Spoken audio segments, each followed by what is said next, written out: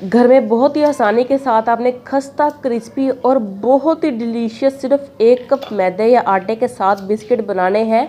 तो ये रेसिपी आपके लिए है। बिस्मिल्लाहिर्रहमानिर्रहीम। अस्सलाम वालेकुम मेरे प्यारे बहन भाइयों। तो कैसे हैं आप सब लोग। बिना टाइम को ज़ाया किए चलती हूँ आपको अपनी रेसिपी की तरफ लेकर। सबसे पहले हम क्या करेंगे, 1 कप मैदा ले लेंगे। इस रेसिपी के लिए घर में जो चाय वाला कप होता है, बस आपने उसी कप की मदद से 1 कप मैदा या आप आटा भी यूज़ कर सकते हैं।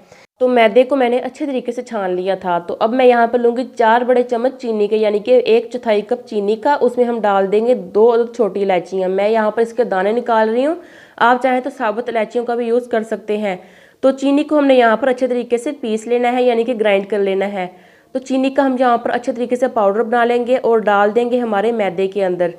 तो यकीन करें इतने मज़ेदार, इतने क्रिस्पी ये बिस्किट बनते हैं ना, मैं आपको क्या बताऊँ।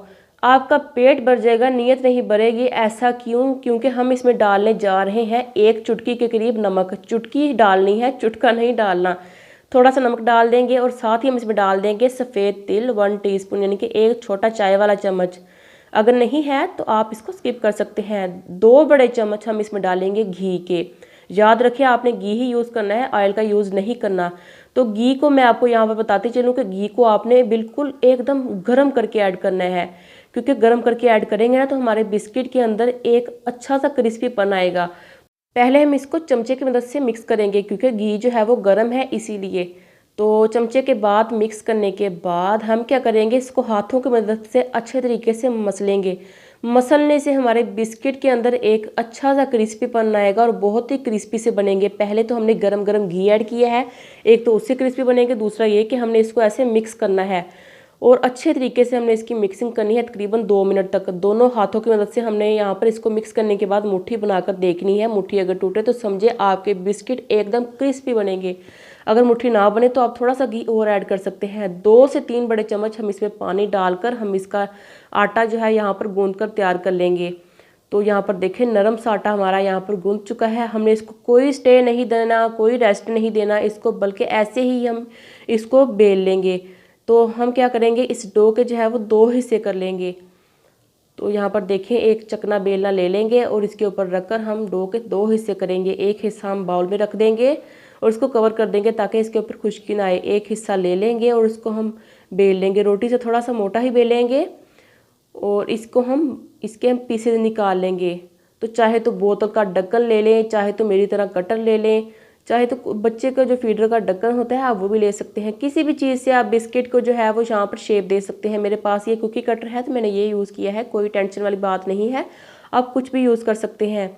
तो यहाँ पर देखिए बिस्किट की जो है हम यहाँ पर शेप निकाल लेते हैं और जो एक्स्ट्रा आप साइड पर देख रहे हैं ना आटा बच रहा है, तो उसको हम इकट्ठा करके दोबारा से जो डो हमारी साइड पर है ना उसके साथ मिलाकर दोबारा से बेल लेंगे।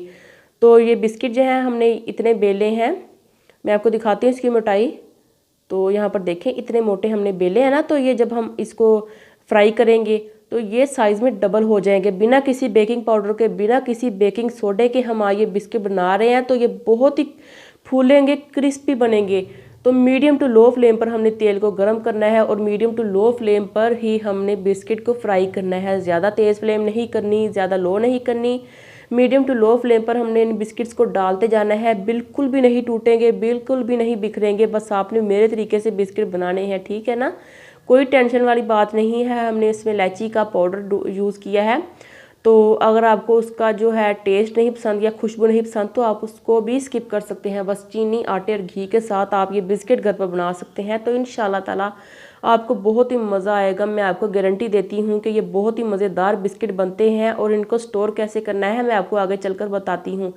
अलट पलट कर गोल्डन ब्राउन कलर आने तक हमने इन बिस्किट्स को फ्राई करते जाना है और जब अच्छे तरीके से कलर आ जाएगा दोनों तरफ से तो हमने इन बिस्किट्स को निकाल लेना है, ठीक है ना। बस आपने टेंशन नहीं लेनी, इनको फ्राई करते जाना है।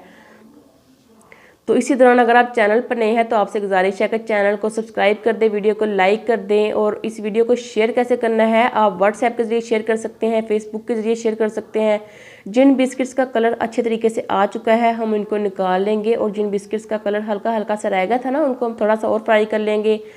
तो बिस्किट हमारे तैयार हैं। इनको अभी हम प्रॉपर तौर पर ठंडा करेंगे, फिर हम इनको सर्व करेंगे। तो मेरे प्यारे बहन भाइयों बिस्किट हमारे तैयार है अल्हम्दुलिल्लाह, बहुत ही क्रिस्पी। मैं आपको यहाँ पर इनकी आवाज़ चेक करवाती हूँ। तो यहाँ पर आप देख सकते हैं कि अल्हम्दुलिल्लाह कितने खस्ता कितने क्रिस्पी बने हैं। तो आपने इनको स्टोर कैसे करना है, किसी भी एयर टाइट डब्बे में यानी कि जिसका ढक्कन हो, आप उसमें इन बिस्किट्स को रख कर स्टोर कर सकते हैं। तो आप इनको महीनों इंजॉय कर सकते हैं, जितने महीने आपने इनको इंजॉय करना है कर सकते हैं, बिल्कुल भी ख़राब नहीं होंगे। अगर आपने इसमें पानी की जगह दूध ऐड किया तो ये बिस्किट ज़्यादा देर तक चल नहीं पाएंगे, इसलिए मैंने इसमें पानी का यूज़ किया है आटे को गूंदते वक्त। तो इसी के साथ मेरे प्यारे बहन भाइयों, रेसिपी अगर अच्छी लगी हो तो इस वीडियो को लाइक कर दें, शेयर कर दें। इसी के साथ अल्लाह हाफिज़ एंड टेक केयर।